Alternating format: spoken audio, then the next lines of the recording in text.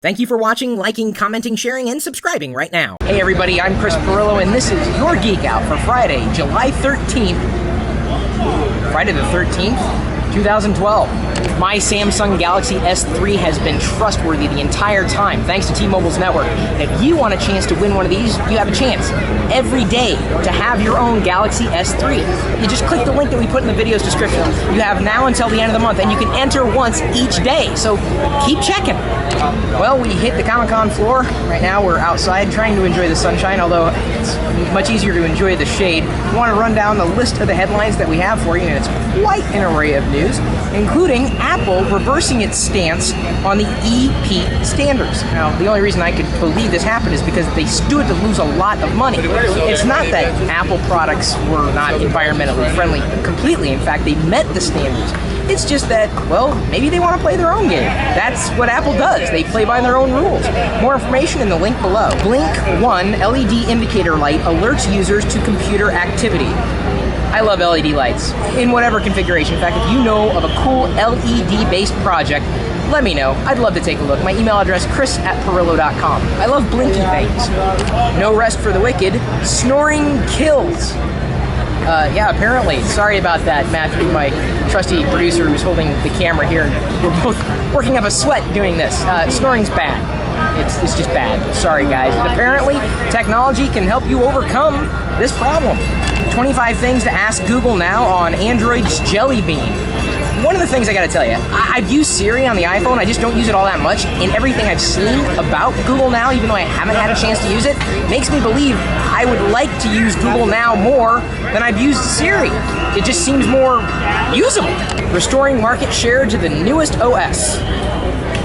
What's gonna happen with Windows 8? I mean, I know a lot of people are going to upgrade to Windows 8. I'll probably have a Windows 8 machine, maybe even two in my house.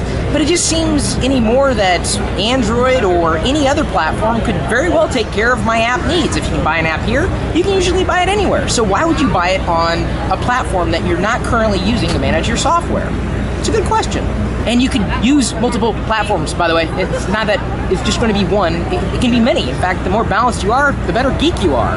App quality versus app quantity. Now, this is the one thing that just boggles my mind when I look at app stores and say, oh, we have millions of applications. Well, how many of them are good? I mean, it doesn't matter what the platform is. If the app's not good, do you really want to use it? I think it's more about finding quality apps or apps that you love or apps that you want to use all the time.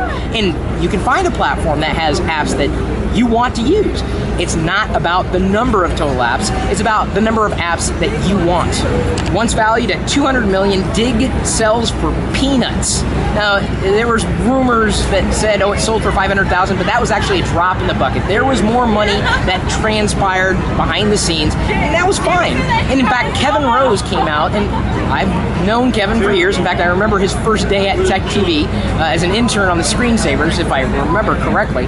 He always had that entrepreneurial spirit, that entrepreneurial mindset. And he made some decisions that, unfortunately, kind of spelled doom for Digg. I don't have any ill will towards him. I mean, Kevin's gone on to do amazing things. He's now at Google because he's smart. The world needs more Kevin Roses. Apple's in-app purchase service for iOS bypassed by a Russian hacker. Come on, dude, it's software. It's going to be exploited. Will Microsoft scrap full retail edition of Windows 8 and offer OEM and upgrade only? Wow. Okay, well, I don't really know what that means other than you're not going to be able to buy Windows as easily as you could in the past.